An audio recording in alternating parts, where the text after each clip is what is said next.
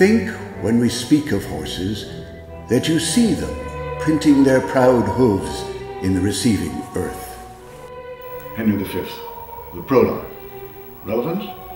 Well, think when you see this spotlight that it's a doctor's office, or a cancer treatment center, or an interrogation chamber, or the spotlight, or on the spot, or it's a shower stall.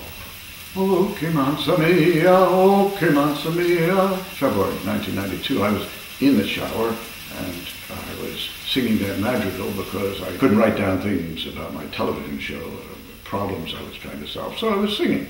And that song came to me, and then I thought, wow, occhi, that's Italian for eyes, and Augen is German for eye, and I is English for eye, and French is oi, and Spanish is ojo. I thought that was amazing. Meanwhile, I'm washing my face, my neck, and suddenly I feel a lump the size of a wren's egg in my neck, and I think, that's not good.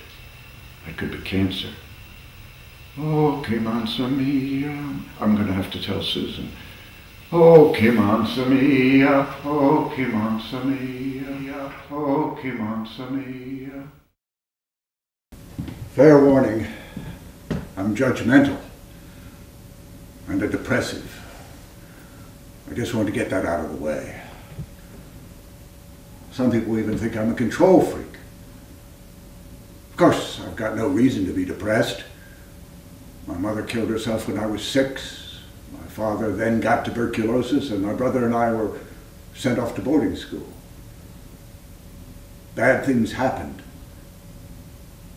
Maybe more bad things would happen.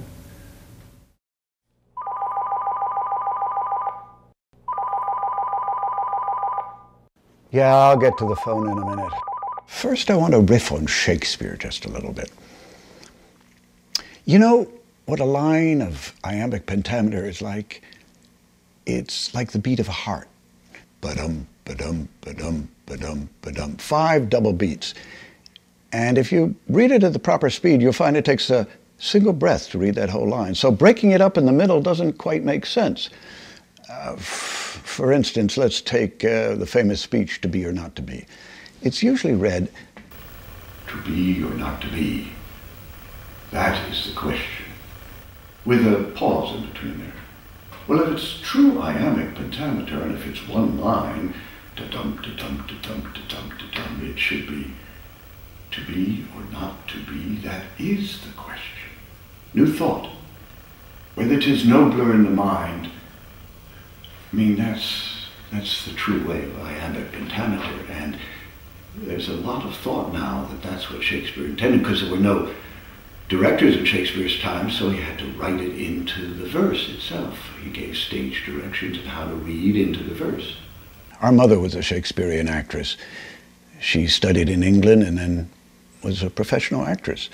And when my brother and I were very little, 3 and 5, 4 and 6, she used to do plays with us and teach us how to speak well.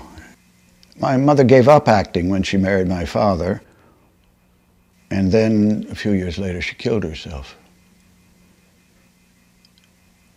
But I think back at what a joy it was to play those little playlets in front of Mother, even though I had to be the villains. When my brother wrote a play about Hitler and Stalin and Roosevelt, I was Hitler. I got killed. That's my brother, calling from Washington, where he's working on a big story for the New York Times Magazine on Watergate. I'm in England with my novelist wife and 2 small daughters. Tony tells me our father had a stroke this morning, and he wants me to come back. July 1973. Why am I in England? Well, suffice it to say that Tricky Dick was in the White House, and we wanted no part of that. So I flew to Los Angeles to change for a plane to San Francisco, and I was wearing a long black beard in those days, so they frisked me at the airport. Well, they actually took me into a back room where an inebriated guard frisked me. I didn't realize I looked like a 1970s terrorist of some sort. Dad was in a coma in the hospital, so I spent the day with Tony and flew back to England, where I watched Susan work on her second novel while I continued to try and find work. When I came back the next time to San Francisco, Dad had woken from his coma. He was in a nursing home. He was restrained and sedated. He tried to bond with me. He told me that he hoped Tony would get a good girl to marry soon, and that when he saw Tony, he said he hoped that I'd get a job soon.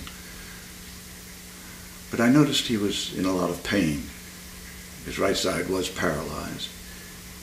And as he drifted off into a morphine sleep, I realized that I'd never tried to comfort him physically before. So I rubbed his shoulder and he smiled and went off to sleep. And I thought, that's the first time I've really given him any comfort, I think.